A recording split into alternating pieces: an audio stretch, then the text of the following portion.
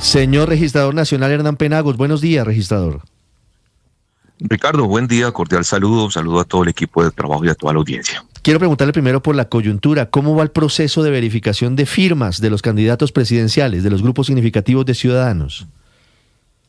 Pues muy bien, Ricardo, venimos avanzando, trabajamos todo el año pasado, es decir, desde el día 21 de diciembre, ya se certificaron o se tomaron decisiones respecto de 12 de las 22 candidatos que radicaron firmas, 6 de ellos fueron aprobados, 6 de ellos fueron negados y aún estamos trabajando en las otras 11 porque uno de ellos se retiró, de manera pues que en tiempo sin problema vamos a poder decidir sobre todos aquellos que quieren aspirar por ese mecanismo. Sí, como bien puedo decirles, cerca de 30 millones de firmas llegaron, ha sido un trabajo, pues digamos, muy importante, pero con una gran ventaja y es que hemos tenido unas grandes herramientas para poder trabajar en un equipo de trabajo muy juicioso. Yo asumo que ustedes están usando inteligencia artificial para la verificación, ¿o cómo hacen?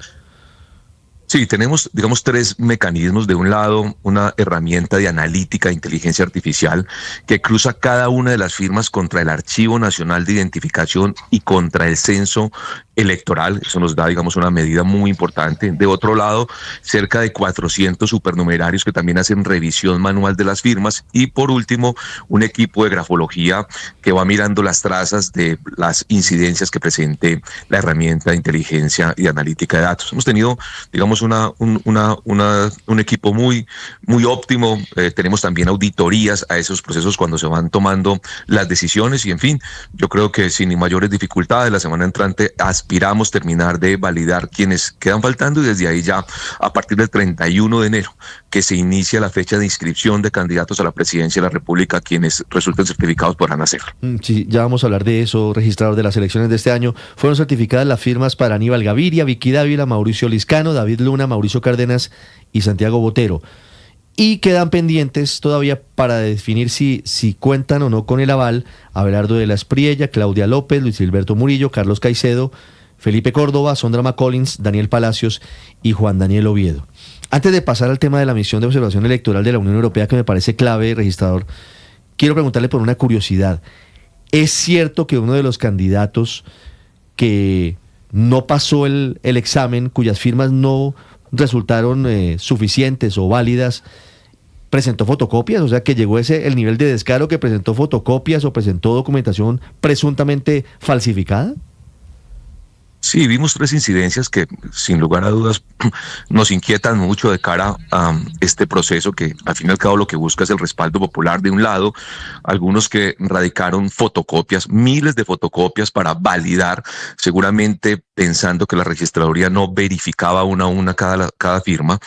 Otros que lo que presentaron fue impresiones en impresoras diferentes para que no se observara muy bien los trazos y también tratar con eso de defraudar el proceso de recolección de firmas, y otros que entregaban un número total de firmas, o por lo menos así lo planteaban, pero cuando se miraba el interior de todos estos folios se encontraba una serie de reglones sin firma, pero los contabilizaban como si definitivamente fueran válidos. Encontramos sí 3 acciones, si se quiere, de fraude que pues nos inquietan un poco de cara al futuro y que esperamos pues no se vuelvan a ocurrir, porque primero las elecciones, o más bien la postulación por firma, se trata de un apoyo ciudadano, y en segundo lugar también se trata de un trabajo inmenso que tiene que hacer cientos de funcionarios de la registraduría, quienes pues no es justo que le entreguen información de esa naturaleza. Pero bueno, estamos inclusive evaluando si eso da lugar a incidencias disciplinarias o penales, porque pues eso no puede quedarse simplemente como un hecho anecdótico.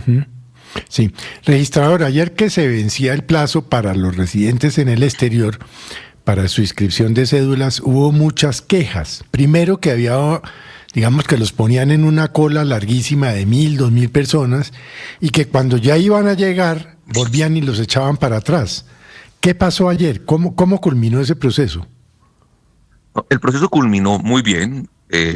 Recuerden que por primera vez en la historia de Colombia se abrió una posibilidad para los ciudadanos en el exterior de inscribirse de manera virtual, es decir, de evitar la posibilidad de tener que ir hasta cada consulado para llevar a cabo el proceso de inscripción, lo que sin lugar a dudas nos va a permitir aumentar un poco la participación. La participación de los ciudadanos en el exterior es absolutamente precaria en Colombia. Menos del 10% de quienes están en el censo electoral terminan votando en las elecciones de Congreso y de Presidencia. Hay que mejorarla porque la diáspora de colombianos en el exterior, algunos dicen que es de cerca de 5 millones de personas, votan 200.000 personas, es una cifra menor. Obviamente, como siempre, muchas personas dejaron para lo último. Nosotros tenemos abiertas las inscripciones desde el 31 de marzo, del 31 de enero del año pasado, más bien desde el 8 de enero del año pasado, y muchas personas dejan para lo último tomar esas decisiones. Sin embargo, también nos ocurrió una circunstancia que a veces siempre la explicamos, vuelve y ocurre, y es que algunas personas, por los anuncios y la promoción que hacían, no solamente la registraduría, sino terceros que invitaban a votar, pensaron que quienes iban a votar en el mismo lugar tenían que volver a inscribirse, y tratamos de explicarlo permanentemente que era exclusivamente para aquellos que cambiaron de domicilio electoral, que cambiaron de residencia, pero nuevamente llegaron inclusive personas a golpear algunos lugares de las registradurías en Colombia también, pensando que tenían que hacer una nueva inscripción. Pero bueno, eso salió muy bien, terminamos inscribiendo a todas las personas que quisieron hacerlo. Se mantiene, y esto es muy importante decirlo, se mantiene abiertas las inscripciones para actualizar el domicilio electoral de aquellos que no lo hicieron hasta el día de ayer, solo que quienes se inscriban a partir de hoy podrán votar única y exclusivamente para Presidencia de la República y ya no para Congreso, pero se mantiene hasta el 31 de marzo. Luego, aquí todavía hay muchas posibilidades para quienes quieren ejercer ese derecho este año. Sí. Registrador, hay una preocupación generalizada en el sentido de que las elecciones hay que blindarlas. ¿A qué me refiero? No a lo que tiene que ver en el tema de la registraduría, sino en lo que tiene que ver con el tema de orden público y la presión indebida que los grupos ilegales puedan ejercer sobre el votante. ¿Qué plan está trabajando usted con las fuerzas militares o qué se está haciendo con respecto a eso, que es una gran preocupación? De acuerdo.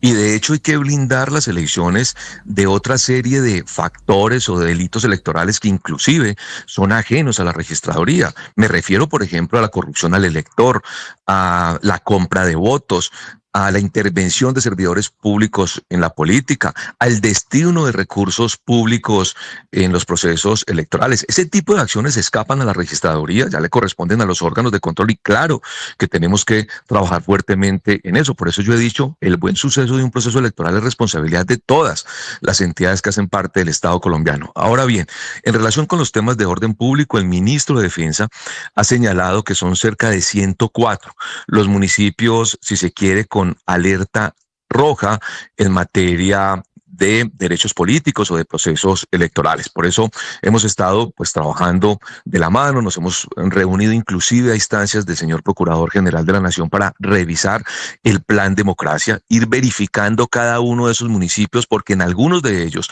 hay que tomar decisiones con tiempo, es decir, hay que hacer despliegues operacionales con semanas, si se quiere con meses, para garantizar la seguridad no solamente de quienes ejercen el derecho al voto, sino de todos los que están alrededor del proceso electoral. Me refiero a los jurados, a los testigos, a los funcionarios de los órganos de control. En eso tenemos que trabajar. Ya hemos hecho algunas reuniones. La semana entrante aspiramos con la nueva cúpula militar volver a sentarnos para ir identificando lo que nosotros conocemos como la divipol, es decir, la distribución de puestos y mesas de votación versus el plan democracia que tiene diseñado el Ministerio de Defensa y la cúpula militar. Yo he dicho claramente, no se trata solamente de garantizar que la ciudadanía ejerza el derecho al voto, sino que lo ejerza libremente, y en eso hay que trabajar con mucha determinación. Insisto, ya hemos hecho algunas reuniones y la semana entrante aspiramos nuevamente sentarnos a ir verificando y adecuando estos lugares. Le voy a preguntar por una afirmación y por una denuncia, en el mismo sentido de la pregunta de Felipe. La afirmación es del expresidente Álvaro Uribe hace 2 días en entrevista con Noticias Caracol. Dijo que los grupos ilegales, que los grupos criminales estaban presionando a la población en varias zonas del país para que votaran por Iván Cepeda. Y Roy Barreras, candidato a la presidencia, me dijo en entrevista en diciembre que, además, públicamente le pidió a usted intervención, que en el departamento del Guaviare, las disidencias de Calarcá estaban empadronando a la gente en puestos de votación que estaban inicialmente, en los que votan usualmente 200 personas, ya habían inscrito a su cédula más de 3.000 personas. Quisiera su respuesta frente a esa primero afirmación del expresidente Uribe, si es cierta, y segundo, frente a la denuncia de Roy Barreras, si ya tiene conocimiento de eso. Bueno, el proceso de inscripción, empiezo por lo último, como bien lo decíamos, para Congreso de la República se cerró el día de ayer. Nosotros ya estamos verificando cómo se comportó la inscripción durante todos estos meses y obviamente cualquier alerta que tengamos de inscripciones que superen, digamos, las medias razonables históricas en la registraduría, la vamos a transmitir al Consejo Nacional Electoral para que verifiquen si hay lugar o no a la revocatoria de esas inscripciones por cuenta de lo que se conoce como trasteo de votos o transhumancia electoral o cualquier otra ¿Han visto eso? ¿Han tenido ese fenómeno como alerta encendida en estos días? ¿Si ven una transhumancia de votos notoria, significativa en algunas zonas del país?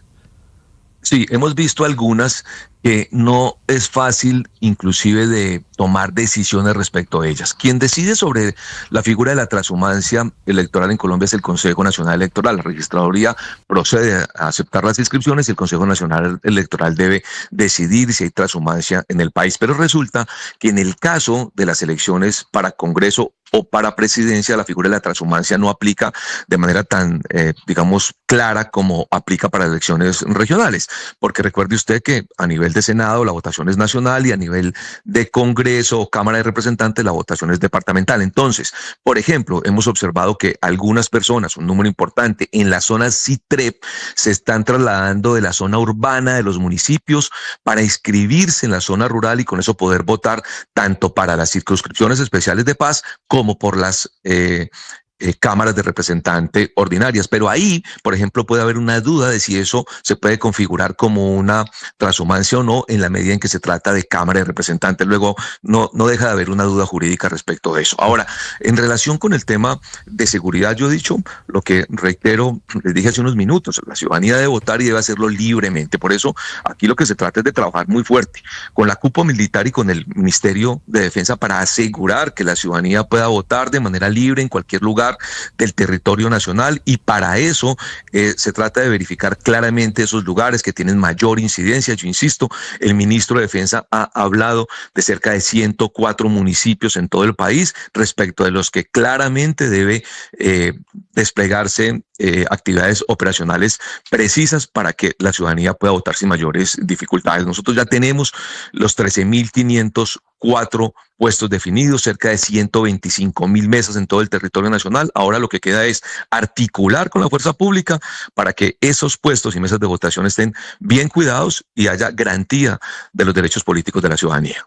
Sí, señor registrador, ayer había filas, gente que a última hora estaba intentando inscribir la cédula para las elecciones al Congreso de la República. Los tiempos y las fechas son diferentes para las elecciones a presidencia. Quisiera contarle, por favor, a los oyentes cuál es el trámite, cuál es la fecha límite para inscribir la cédula.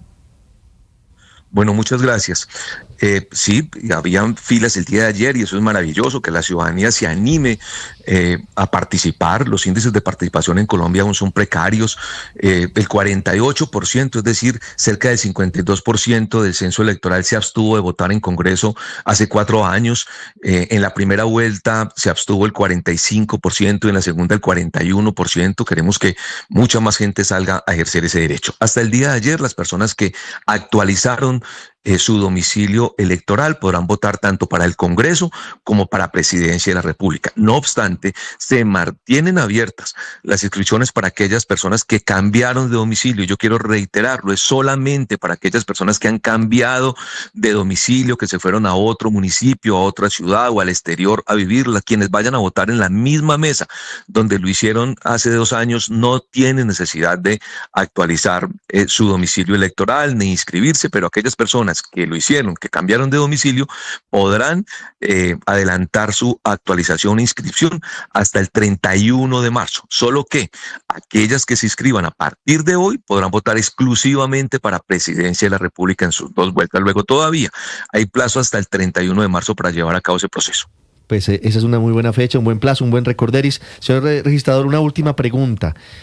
Es que veo a algunos funcionarios del gobierno sacando pecho y cobrándose que la misión de observación electoral de la Unión Europea para las elecciones de este año, en marzo para Congreso y en mayo y junio eventualmente para la presidencia, es obra del gobierno, pero ustedes llevan meses trabajando en esa configuración de las garantías, de la veeduría internacional de los comicios.